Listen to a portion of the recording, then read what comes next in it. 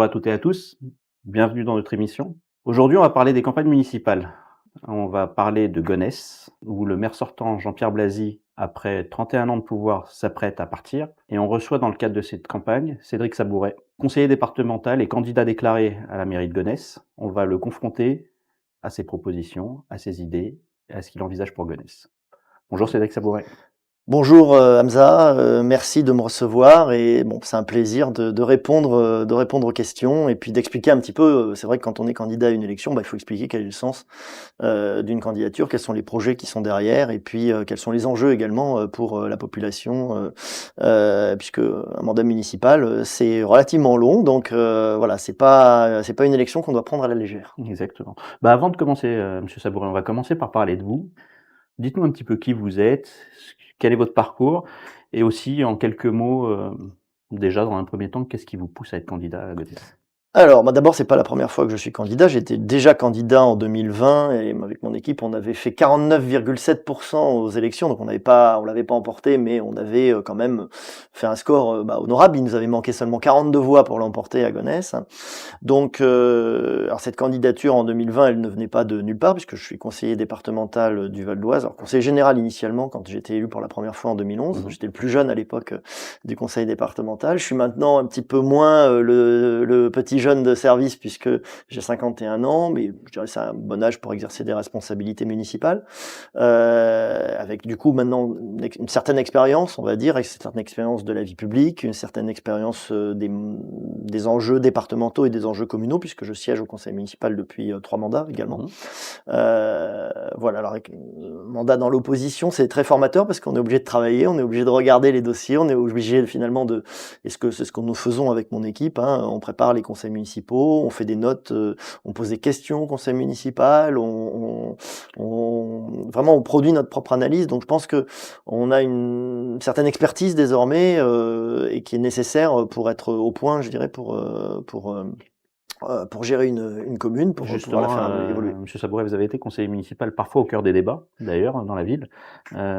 Qu'est-ce que votre, opposition, si on peut le dire ainsi, a apporté à la ville? En quoi vous avez, Bon, alors moi, ça fait combattu maintenant certaines 10 ans que décisions? je fais de l'opposition, donc et puis j'ai tendance à me spécialiser là-dedans. Mais alors, j'ai toujours considéré que l'opposition, c'était pas la vocifération, c'était pas la recherche de polémique ou du buzz. C'est pas, pour moi, c'est pas ça qui est important. Ce qui est important, c'est d'apporter des propositions, d'apporter un peu la contradiction, et puis de voir parfois certaines de ces propositions reprises. Oui, certaines suggestions parfois que l'on fait au conseil municipal, on voit qu'elles sont reprises. Encore tout récemment, un exemple tout bête, hein, et très, très concret, il y avait des palissades de chantier qui avaient été installées et qui empêchaient les parents d'élèves d'amener à pied leurs enfants dans le centre-ville, aux écoles du centre, qui sont très concentrées à Gonesse à un seul endroit. Et donc elles devaient faire un tour, un très, très grand tour. On avait constaté ça, on nous avait remonté ce type de problème. On a posé la question au conseil municipal et 15 jours ou 3 semaines après le conseil municipal, en réalité, une solution avait été trouvée. Il y avait un chemin qui avait été aménagé pour améliorer la vie quotidienne des gens. Donc voilà, le travail de conseiller municipal d'opposition, ça peut être aussi ce genre de choses. Donc d'alerter sur des problèmes ou éventuellement de faire des contre-propositions sur des sujets à plus gros enjeux, ce qui nous est aussi arrivé. Vous critiquez beaucoup, le bilan de la municipalité sortante, conduite par, Jean-Pierre Blazy, mais à un moment vous avez été, d'une même famille politique. Alors on est issu, effectivement, vous avez raison, c'est un petit peu le paradoxe, c'est qu'on est issu de la même famille politique, mais on s'est pas entendu finalement dans la gestion de la commune. Ça fait 10 ans, moi, que je suis sorti de À quel la... moment, cette ligne s'est rompue Oh, justement il y et a pourquoi? Pour quelles raisons? 2015-2016 à peu près. Et pour quelles raisons? Quelles ont été les motifs? Non, mais je pense que c'est plutôt sur la manière de gérer la ville. Peut-être qu'on avait des sensibilités un peu différentes, des approches un peu différentes de la manière de conduire la commune. On a eu des accrochages, hein, évidemment, certains même publics, et donc retracés lors des conseils municipaux. Voilà. Et après, on avait des visions assez différentes sur le projet municipal à défendre en 2020. Mmh. Donc, par exemple sur la piscine, la ville a fait le choix, bon, comme ils ont gagné, c'est ce projet qui a été fait sur la piscine de Gonesse, a été fait le choix de reconstruire sur place, sur site, alors que ma proposition, c'était plutôt de déplacer la piscine, de Mmh. reconstruire une nouvelle à proximité du collège François Truffaut à la Fauconnière, où on avait la place de le faire. On serait resté à la Fauconnière, mais on aurait en fait eu un bâtiment moins enclavé, peut-être plus lumineux, Mmh. avec des possibilités supplémentaires de stationnement notamment. OK. Donc bon, voilà, maintenant, ça a été tranché. La piscine, elle va bientôt être ouverte. Mmh. Bon, c'est un chantier qui a quand même pas m qui a été assez, problématique parce que d'abord, les chantiers de rénovation, c'est coûteux. Il y a eu des dérives de coûts importants. Il y a eu des dérives de délais importants puisque finalement, elle a fermé pendant quasiment tout le mandat. Donc 6 ans sans piscine, c'est long. C'est long. Donc voilà, mais c'était Et c'est pas lié, la piscine dépend pas de l'intercommunalité uniquement? alors la piscine dépend de l'intercommunalité, mais la maîtrise d'ouvrage avait été déléguée par l'intercommunalité à la À la commune. commune, d'accord. Donc Et la si vous commune avait la maîtrise d'ouvrage déléguée, si vous voulez. D'accord. Et si donc ça fait partie d'un des échecs de la municipalité, à votre Ah, ça fait sens? partie, alors la piscine va être construite, donc à la fin, on dira que c'est bien, c'est formidable, on a un équipement qui est présent, mais ce dossier aurait pu, enfin je pense que le projet qu'on portait en 2020 était meilleur. Oui, Maintenant, d'accord. on a perdu les élections, de peu, mais on les a perdues. Et si Il vous y a un deviez autre projet qui a eu lieu, donc le sujet est un peu clos est un peu désormais. clos, d'accord. Et si vous deviez citer 2 ou 3 échecs majeurs de la municipalité sortante, vous citeriez lesquels? Moi, j'ai pas envie de le mettre des bons points, des mauvais points, bon, Jean-Pierre Blasier a annoncé qu'il ne se représentait pas. Mmh. Il a été maire pendant 31 ans, Mmh. ce qui est, un record, à Gonesse. Aucun maire a été, maire pendant une aussi longue durée.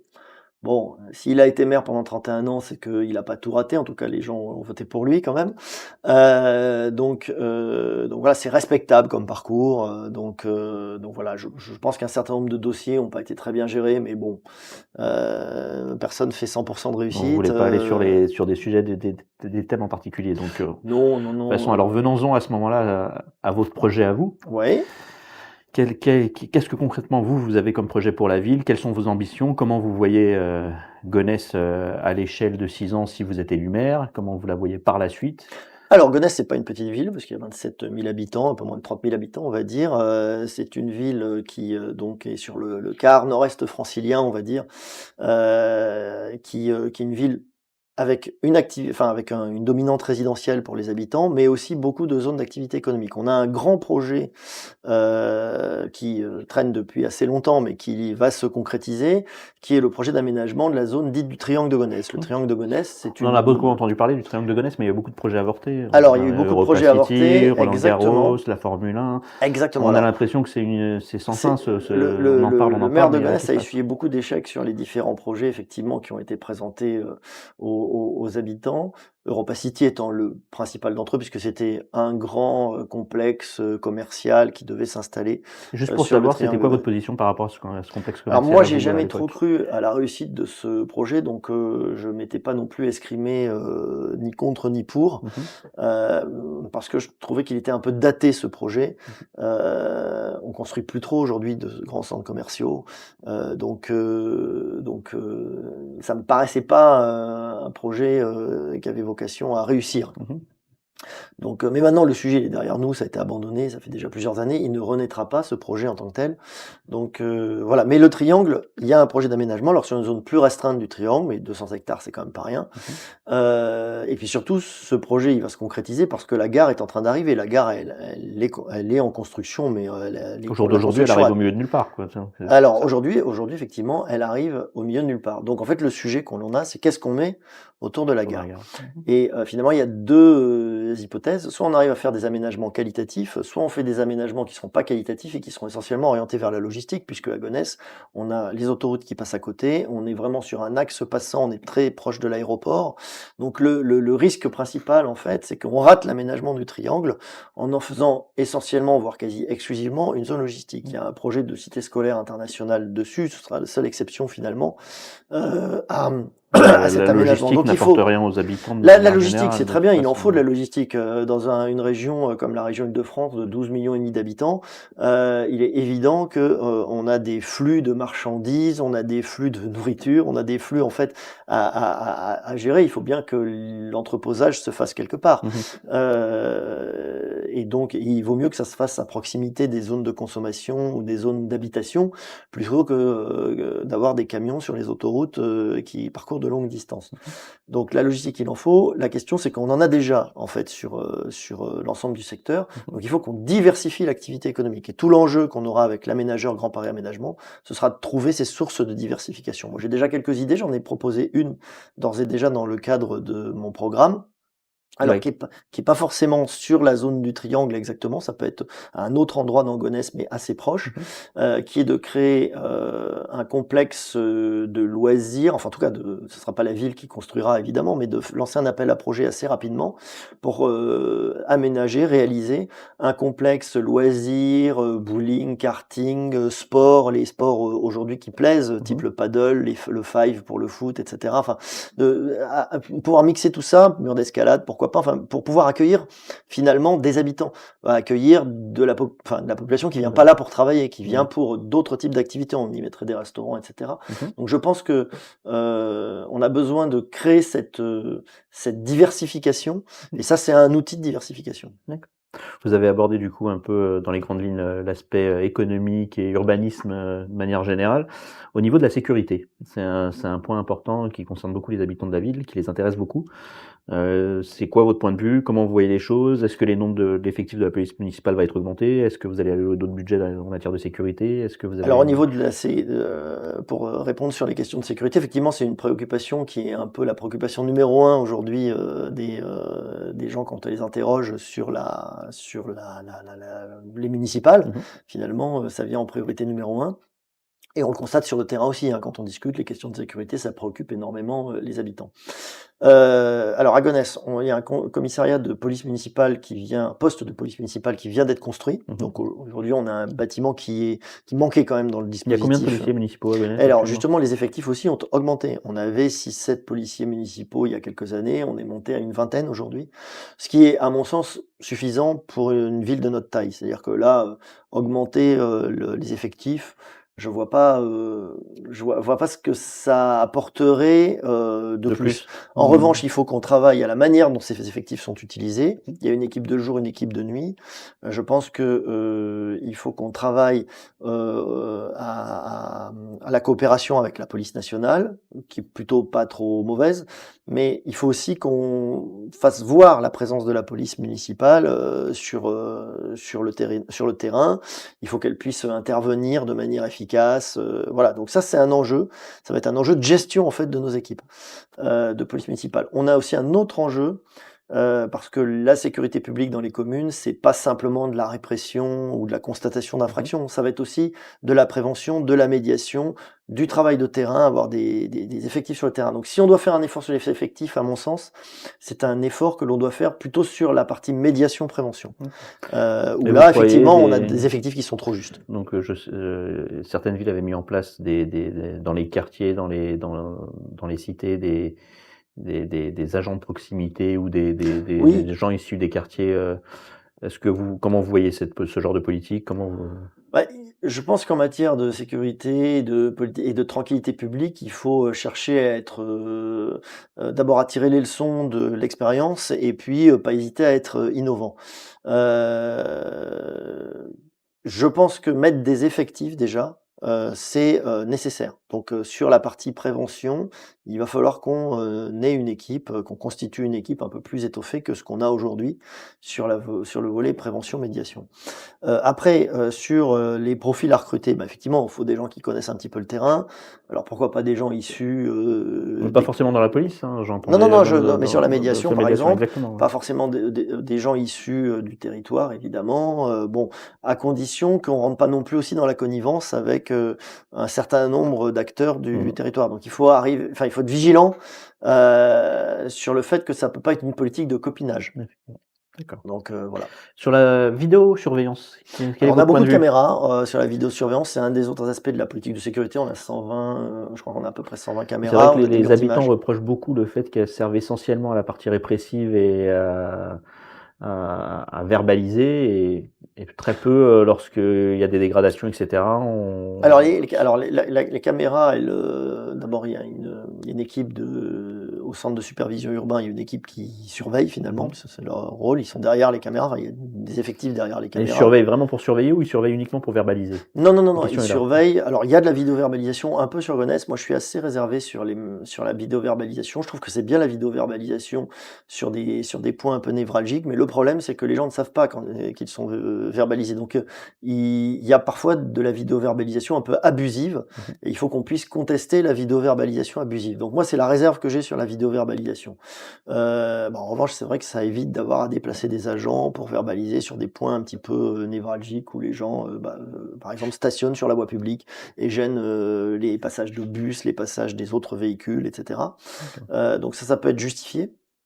Mais voilà, mais là, l'idée, c'est que derrière les équipes du centre de surveillance, du CSU, on a une surveillance de la ville et donc on peut aussi orienter les interventions, soit des médiateurs, soit de la police municipale quand on voit qu'il y a un point chaud quelque part. D'accord. Donc voilà, les OK. points chauds, ils sont assez peu fréquents et après effectivement la vidéo, les caméras, les 120 caméras de vidéo, surveillance, permettent de retrouver des auteurs d'infractions, lorsqu'on est, finalement le lendemain ou le surlendemain, on constate, qu'il y a des problèmes, on va voir les bandes et on retrouve les D'accord. auteurs d'infractions. On va aborder un autre sujet qui intéresse beaucoup les Gonétiens, c'est les impôts locaux. Oui. Quel est votre point de vue là-dessus? Est-ce que vous envisagez une augmentation, une diminution, une stabilisation? Alors, je pense que l'augmentation, alors nous, on s'est toujours battu contre l'augmentation de la taxe foncière. Alors, le seul impôt local sur lequel on a vraiment un pouvoir de taux aujourd'hui, c'est la taxe foncière. La taxe foncière, le taux de taxe foncière n'a pas bougé depuis une dizaine d'années. Mais les montants de taxe foncière augmentent, puisqu'on a une revalorisation des bases. Le gouvernement, cette année, a renoncé au travail qui avait été engagé par les services des finances publiques de réactualiser les bases, c'est des réactualisations à la hausse. Ça veut dire que les communes, sans voter d'augmentation de taux, avaient quand même leurs contribuables qui voyaient leur impôt augmenter et parfois augmenter significativement.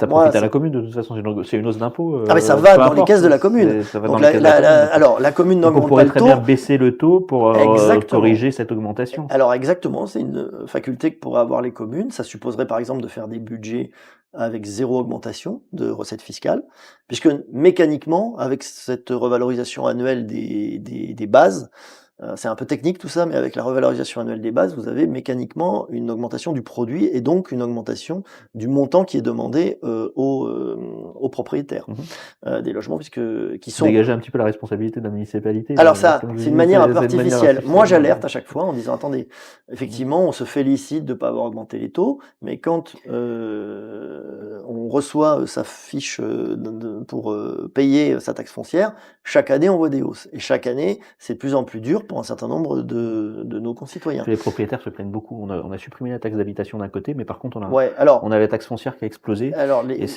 c'est Alors la vraiment on a taxe l'impression foncière, elle qu'on a elle a explosé, c'est-à-dire qu'en fait, il y a eu 2 années où il y a des augmentations de base considérables et une année où il y a une augmentation de base de, je sais pas, 10 un truc dans ce genre-là.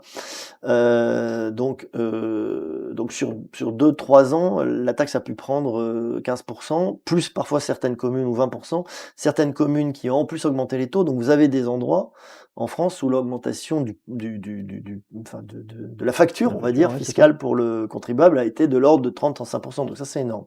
Mais même sans ça, et Gonesse n'a pas été dans ce cas-là, mais même sans ça, en fait, on a beaucoup de contribuables qui aujourd'hui tirent un peu la langue. Donc moi, j'ai mis à l'étude là, dans mon programme, la possibilité de faire effectivement une baisse, si on peut. Alors, j'en ai pas encore pris l'engagement parce que pour l'instant c'est à l'étude, mais du taux de taxe foncière. En tout cas, il faudra qu'on regarde comment on peut arriver à gérer un budget tout en pressant un peu moins le contribuable gonétien. Un peu moins, ça veut dire quoi? Ça veut dire vous comptez augmenter moins ou ça veut Ah non, dire non, vous non, non, non, comptez nous d'abord on n'augmentera pas. Alors le taux on d'accord, n'augmentera pas, mais ce que je vous ai expliqué, hein, c'est que même en n'augmentant pas le taux, le montant qui est dû par les contribuables, il augmente chaque année puisqu'il y a un taux de revalorisation des bases. Donc réfléchir peut-être à la neutralisation de l'augmentation des bases en baissant légèrement le taux, peut-être chaque année pour avoir un lissage. d'accord. Gonesse, c'est aussi une ville, composée de différentes, de différentes diversités de parcours, Mhm. d'histoire, de culture. C'est une ville, qui a différentes populations, différentes diasporas. Ces diasporas se plaignent souvent de n'être un petit peu de se sentir, part participatif dans la ville qu'au moment des élections et d'être très peu visible par ailleurs. Quel est votre point de vue là-dessus et qu'est-ce que vous comptez faire pour que, ces populations se sentent respectées, écoutées, prises en compte de manière durable durant votre mandat? Alors, je pense que la réponse, d'abord, c'est que Gonesse est une ville qui accueille tout le monde. Donc, personne ne doit se sentir mis de côté, discriminé. Alors, il y a un quartier qui parfois se sent un peu mis de côté, c'est le quartier de la Fauconnière, parce qu'en plus, géographiquement, il est coupé du reste de la ville par la ligne de chemin de fer. Mmh. Donc, et on aura un travail particulier, je pense, à faire sur le quartier de la Fauconnière pour faire en sorte que les habitants de la Fauconnière se sentent pleinement considérés par la municipalité à Gonesse. Un sentiment d'abandon qui est assez fort quand même sur le quartier de la Fauconnière. Donc maintenant, quand on parle pas des quartiers, mais qu'on parle des habitants, il y a une diversité de parcours, diversité d'origines. On est vraiment une ville de la diversité, puisqu'on a le monde entier hein, qui vient habiter Gonesse. On a des gens vraiment de toutes les origines. Donc, avec plutôt, je pense, globalement, un fonctionnement en bonne entente. Hein. Je ne sens pas, moi, de tension, de phénomène communautaire marqué ou de tension intercommunautaire. Je pense que c'est pas quelque chose qui existe sur la ville et c'est d'ailleurs pas souhaitable. Et je pense que l'ensemble des habitants, quelles que soient leurs origines, etc., ne souhaitent fonctionner en bonne intelligence avec les voisins, quel que soit leur parcours. Ensuite, qu'est-ce qu'on fait pour que tout le monde se sente intégré, respecté? Bah, je pense que en réalité, c'est dans la pratique quotidienne en mairie où moi j'ai tendance à parler aux individus et à pas vouloir parler aux communautés. Je pense que c'est une erreur de vouloir communautariser la vie politique Mmh. locale. C'est même une faute. C'est pas seulement une erreur, c'est une faute parce que la République c'est pas ça. La République c'est de parler à chaque individu et on a le droit d'avoir des approches, des opinions différentes à l'intérieur d'une même famille. Je vois pas pourquoi on n'aurait pas le droit d'avoir des opinions différentes, des approches différentes quand on partage pourtant les mêmes origines ou quand on vient, enfin quand sa famille venait du même village dans je ne sais Bien pas sûr. à quel endroit. Donc c'est très important d'éviter cette dérive dans le communautarisme qui est un peu une fainéantise hein, pour les politiques, en estimant qu'on va chercher des paquets de voix, etc. Moi, j'ai jamais fonctionné comme ça, je fonctionnerai jamais comme ça. Dans un sens comme dans l'autre, hein, de toute Ah, tout façon, à ça fait. marche dans les 2 Et je sens, pense qu'il hein, faut fonctionner en soit dans respectant l'anti, soit dans l'avec, mais c'est exactement. vrai qu'on n'est pas dans le Et je pense que la meilleure approche, c'est de dire on respecte tout le monde. Bon, que et ça après soit au on, niveau des croyances, que ça soit au niveau de la religion, que ça soit au niveau de la culture, que ce soit au ah niveau, mais des origines. les gens, ils ont les religions qu'ils veulent. Ça, c'est d'ailleurs pas à à la collectivité, à la commune de s'en occuper. Par contre, la commune ne doit pas empêcher certains de pratiquer leur culte. Elle doit pas non plus favoriser tel par rapport à tel autre. Voilà, et il y a une neutralité qui est dans la loi d'ailleurs et qu'il faut appliquer. D'accord. Euh, voilà. Un autre point que je voudrais aborder, c'est la politique culturelle de la ville, Ouais. actuellement et future. Quelle est comment vous jugez la politique, culturelle actuelle? Ça intéresse beaucoup les habitants, Alors, cet aspect-là, et qu'est-ce que vous envisagez de faire de mieux, si je peux dire ça comme ça, Alors à Gonesse? la culture, c'est important. D'abord, la culture, il y a plusieurs étapes. Il y a effectivement la programmation culturelle sur la ville, que ce soit les expositions, les spectacles. Alors là, il se trouve que la salle Jacques Brel, la salle de spectacle vient d'être fermée, donc ça complique la réalisation de la saison culturelle prochaine. Mmh. La culture, c'est important, ça peut être aussi important à l'école, les intervenants culturels dans les écoles, le fait de faire des sorties scolaires dans les écoles aussi, ça permet de diffuser la culture, d'avoir des intervenants ou d'avoir les élèves qui sont mis en contact. D'ailleurs, on a une coopération avec la Fondation Royaumont. On a Mmh. une école chaque année qui va en résidence à Royaumont quelques jours en fait, pour participer à des projets artistiques. Donc, on a également un cinéma, on a un festival de courts métrages. Donc tout ça, moi j'ai envie de conserver ce que l'on a aujourd'hui dans la ville, qui est plutôt bien fait. Après, je pense qu'il faut aussi qu'on coopère avec les villes voisines. Je trouve que les politiques culturelles, elles doivent pas s'arrêter aux frontières d'une commune. On pourrait travailler avec Villers-le-Bel, avec Arnouville, avec Bonneuil, avec toutes les communes voisines. Finalement, les habitants d'Arnouville, ils viennent au spectacle à Gonesse. Les habitants de Gonesse, ils peuvent venir au spectacle à Arnouville. Donc, on peut travailler en bonne intelligence. Je pense qu'on peut faire des choses. On peut aussi attirer des spectacles peut-être plus qui vont nous coûter plus cher si on se met en commun pour le réaliser. Ouais, On a des belles salles de spectacle. Il y a une mmh. belle salle de spectacle à Arnouville. Donc bon, nous, Jacques Brel à Gonesse, c'est fermé. D'ailleurs, je pense que budgétairement, on va avoir des problèmes pour boucler cette opération. Donc ce sera un vrai point de discussion. Mmh. Mais effectivement, les politiques culturelles, moi, j'ai pas du tout envie qu'on les abandonne. Et puis, il faut qu'on travaille en coopération avec nos voisins. D'autres candidats que vous, se présentent sur la ville, bien évidemment. Ils estiment être plus en capacité que vous à diriger cette ville. Heu, En quoi vous êtes objectivement plus différent qu'eux? Quel est votre point différenciant? Ah. En quoi vous estimez que vous êtes mieux placé que Alors tous les ces autres li les candidats? Je vais pas parler du maire sortant vu qu'il se représente pas, Non, mais bien de tous les sûr, bien sûr. autres. Bah, les listes sont pas encore toutes déposées, donc pour l'instant, on a des déclarations de candidature. On verra combien seront candidats à la fin.